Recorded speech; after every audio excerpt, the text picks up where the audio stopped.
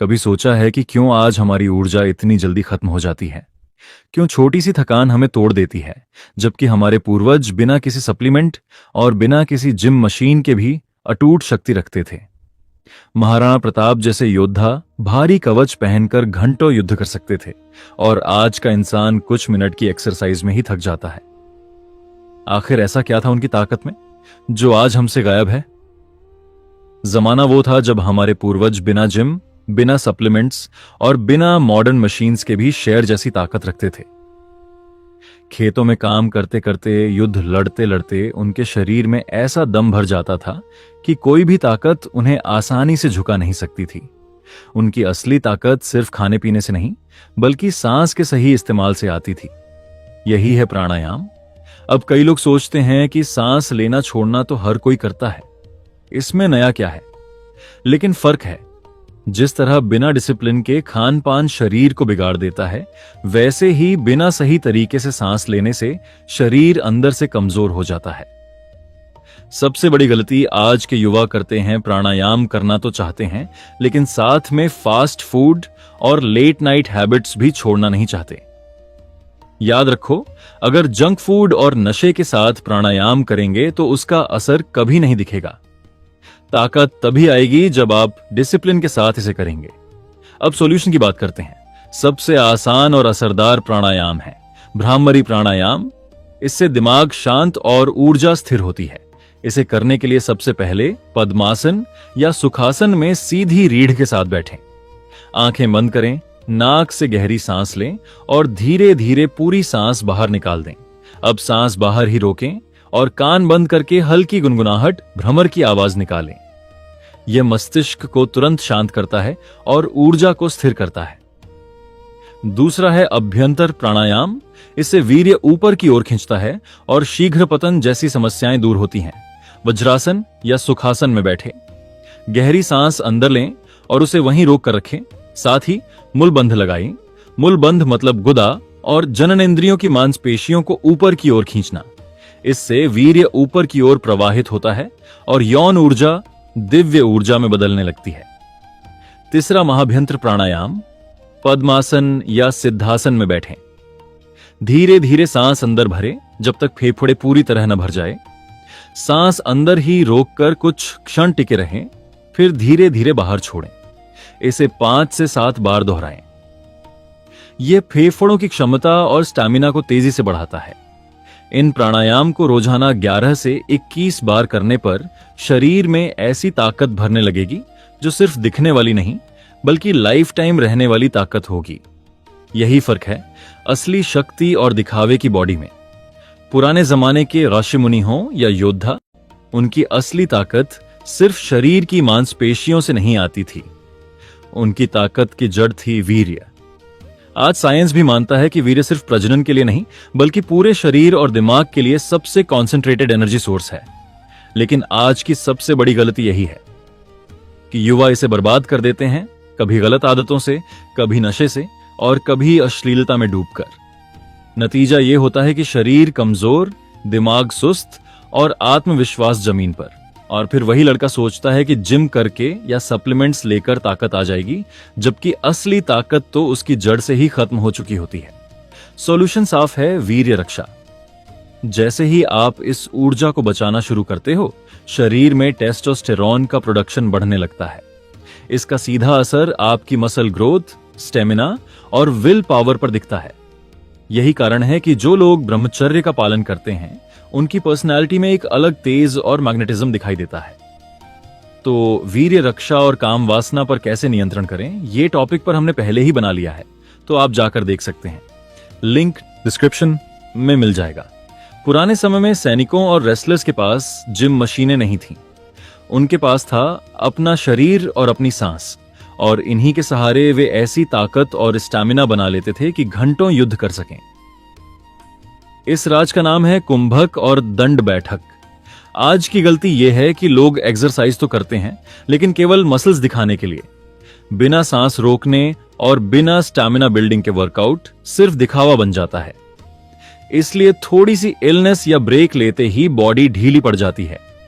इसे सुधारने के लिए कुंभक और दंड बैठक को एक साथ करना। कुंभक का मतलब है सांस को रोकना।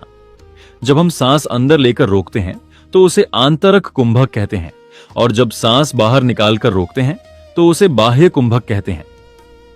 जब इसे दंड बैठक यानी पुशअप्स और स्क्वाट्स के साथ जोड़ा जाता है तो शरीर की ऑक्सीजन होल्डिंग कैपेसिटी बढ़ती है। इससे स्टैमिना कई गुना बढ़ जाता है। प्रैक्टिकल तरीका, सुखासन में बैठकर 5 मिनट गहरी सांस लेने का अभ्यास करें। अब 10-15 दंड बैठक लगाएं, लेकिन हर 5 रीप के बाद सांस रोककर रुके। धीरे धीरे काउंट बढ़ाए, 20, फिर 25 और फिर 50 तक। इससे मसल सिर्फ पंप नहीं होते बल्कि अंदर से मजबूत होते हैं। शरीर में आखिर और कंट्रोल आता है। यही कारण है कि पुराने जमाने के पहलवान घंटों अखाड़े में लड़ते थे और फिर भी उनका दम खत्म नहीं होता था। अगर प्राणायाम वीर्य रक्षा की जड़ है तो कुंभक और दंड बैठक उसका असली विस्तार है। यही दोनों मिलकर शरीर को शेर जैसा बनाते हैं। पुराने समय के लोग जिम सप्लीमेंट्स नहीं खाते थे। उनके लिए ताकत का सबसे बड़ा सोर्स था देसी घी।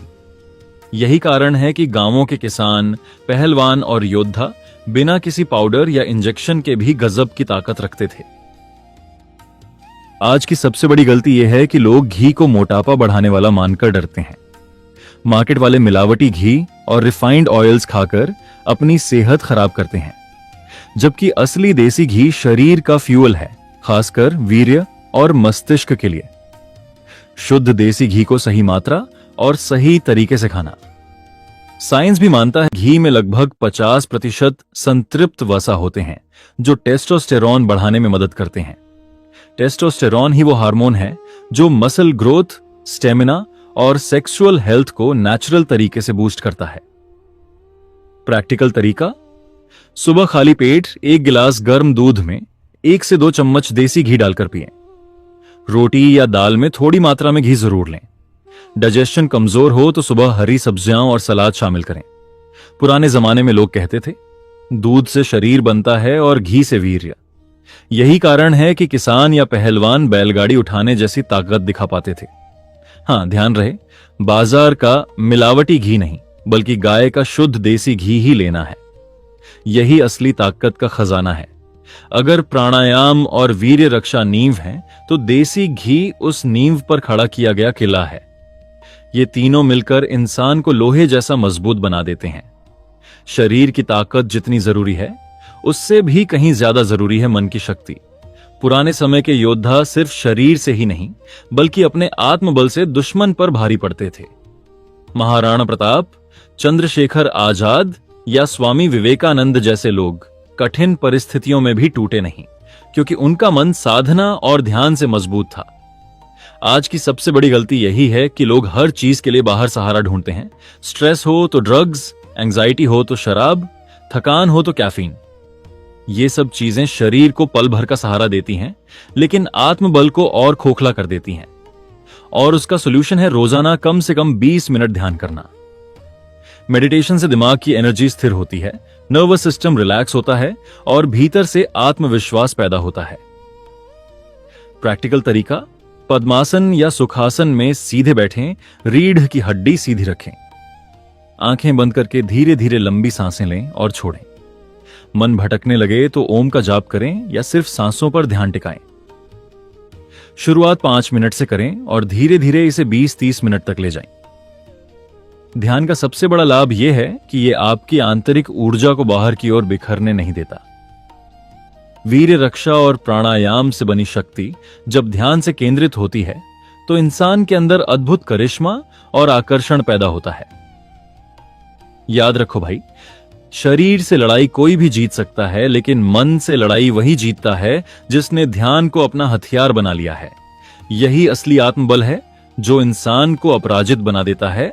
और अगर आपका यह मेडिटेशन पर डेडिकेटेड वीडियो चाहिए तो 500 कमेंट्स जल्दी से जल्दी पूरा करो, क्योंकि मेडिटेशन ही आपकी जिंदगी बदल सकता है। बोनस टिप, तुलना छोड़ो, अपनी यात्रा पर ध्यान दो। आज के समय में सबसे बड़ा कारण है कि लोग अपनी शक्ति खोते हैं, कंपैरिजन।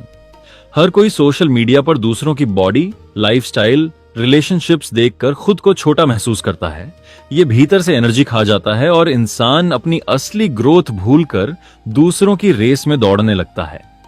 असल चैलेंज ये है कि जब तक आदमी कंपेयर करता है उसका ध्यान अपने अंदर की शक्ति पर नहीं टिकता, और जो व्यक्ति अपनी शक्ति को ही नहीं पहचानता वह कभी भी बाहर से एनर्जी नहीं जुटा पाएगा। असली ट्विस्ट यह है कि कंपैरिजन खुद ही एक सूक्ष्म वासना है।